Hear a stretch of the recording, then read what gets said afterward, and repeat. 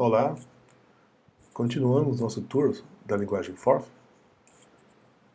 Eu falei que Forth trabalhava com pilha, mas não é só a pilha que ela pode guardar dados. Também é possível guardar constantes e variáveis no Forth. É o que eu vou mostrar agora nessa sequência de Forth. Então aqui eu tenho o ambiente do OpenFirmware, que rodava nas SPARC Station 5, como eu falei no vídeo anterior, e aqui é um Forth. Para definir uma constante, eu ponho o valor da constante, tipo 1, 2, 3, 4, a palavra constant e a constante que eu quero guardar, por exemplo, K, minúsculo mesmo. Guardei 1, 2, 3, 4 em K. Se eu quiser imprimir, eu ponho o K na pilha e imprimo. 1, 2, 3, 4.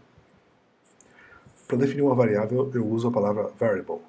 Então, variable, variable, né, em português direto, o nome da variável V. O que eu faço com essa sequência aí de palavras é criar uma posição de memória, o V apontar para ela. Na verdade, o V aponta uma posição de memória. Se eu fizer V ponto, eu vou ver que ele tem um valor hexadecimal no endereço de memória. Se eu quero guardar, eu uso o exclamação da seguinte maneira, como está mostrado aqui, na verdade. O valor que eu quero guardar, por exemplo, FF, em vez de usar 1, 2, 3, 4. Porque eu estou trabalhando em hexadecimal, né? Nome da variável e o exclamação vai salvar esse valor. Se eu quiser ler de volta o nome da variável, o arroba e o ponto. FF. Se eu fizer novamente a operação, eu vou guardar de novo, digamos, FFE. FFE, V, exclamação, vai salvar e está de volta aí. É tão comum fazer arroba ponto que tem uma palavra definida para isso. Se eu quero ver como é que é uma palavra definida, eu uso se interrogação. Olha só, igualzinho arroba ponto. Então, se eu fizer V interrogação, ele vai fazer o arroba e o ponto de uma maneira só. O se é útil para a gente ver como as coisas são definidas no Forth.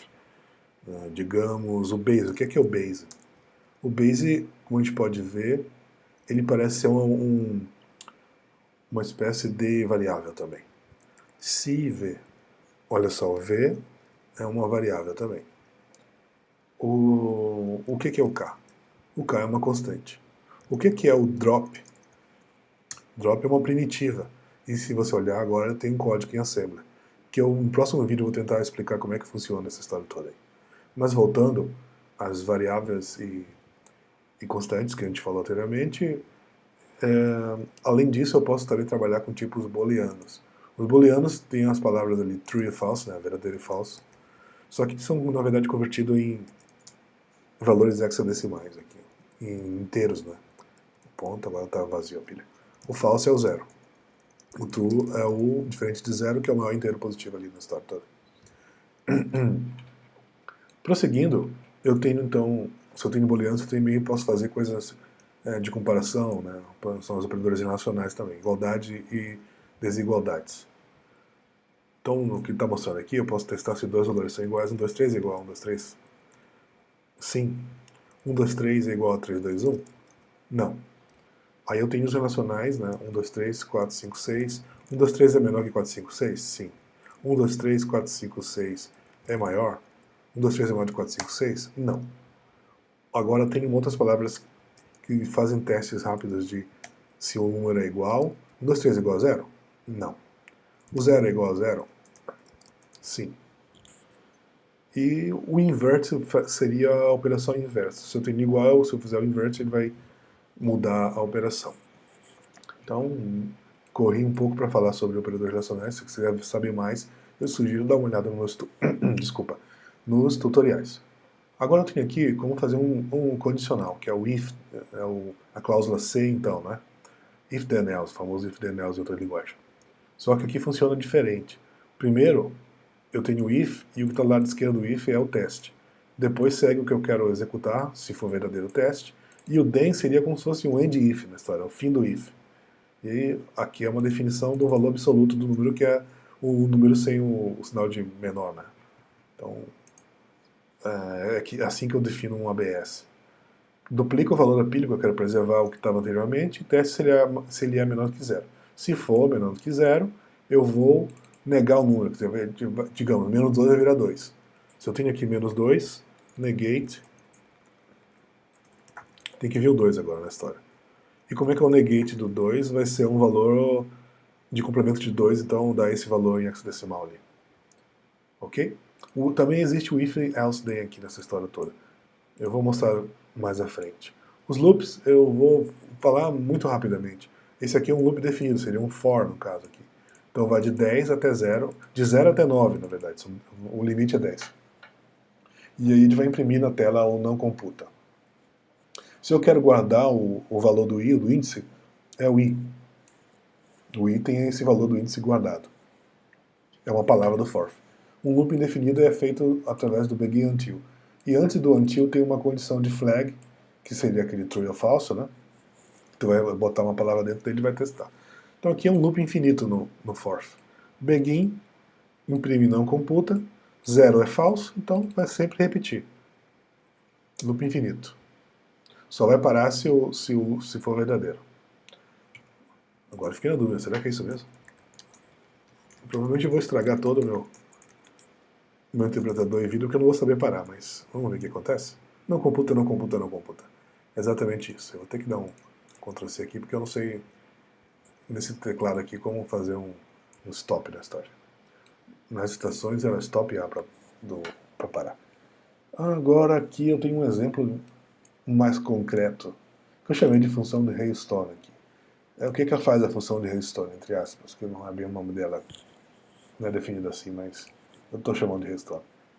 Se o número é par, ele vai pegar um n inteiro. Se o número é par, ou seja, dividido por 12, ele vai retornar um número dividido por 2. Se o número é ímpar, ou seja, restou 1 na divisão por 2, então retorna o triplo do número mais 1. Eu vou definir uma palavra chamada Hailstone, aqui é o comentário, como eu falei antes no vídeo, o teste do if, né? Como é que eu faço? Eu duplico o valor que eu quero guardar ele na pilha ainda, e faço o modo, que é o módulo de 2, que é o resto da divisão, e testo se for igual a 0. Então, se for verdadeiro, então ele é divisível por 2, vai fazer o que segue do if, que é isso aqui, dividir por 2. Caso contrário, se ele for ímpar, ele vai multiplicar por 3 e somar com 1. E aqui termina o then. Então vou mostrar como é que funciona essa função de Hailstone. Primeiro vamos mudar para decimal, porque o exemplo que eu vou usar vai ser em decimal mesmo. Definir então Hailstone, eu vou chamar só de H para ficar mais rápido. Loop 2 mod 0 igual. Ok, if 2 divido, eu vou botar tudo junto, dá o mesmo efeito. Then, vírgula. Definir o H, se eu quero ver como foi definido, se H. E ele mostra uma maneira mais bonitinha até, inclusive eu acho que eu podia copiar isso aqui para botar aqui, para ficar mais, acho que estruturado até. E como é que é o Hailstone? Então, ele pega um valor da pilha e aplica o Hailstone. Digamos que eu queira o 7. O 7 é ímpar. Então, se eu fizer o Hailstone do 7, eu vou ter o quê? 22. O Hailstone do 22 vai ser par e então vai dividir por 2. 11 dividido por 2. O 11, o Hailstone do 11 é ímpar, vai ter que fazer multiplicado por 3. E daí... E somar com 1. 34. O 34 é par. Divide por 2. 17 é ímpar. 52. Hailstone de 52. 26. Hailstone de 26. 13. Vai multiplicar por 3 e somar com 1.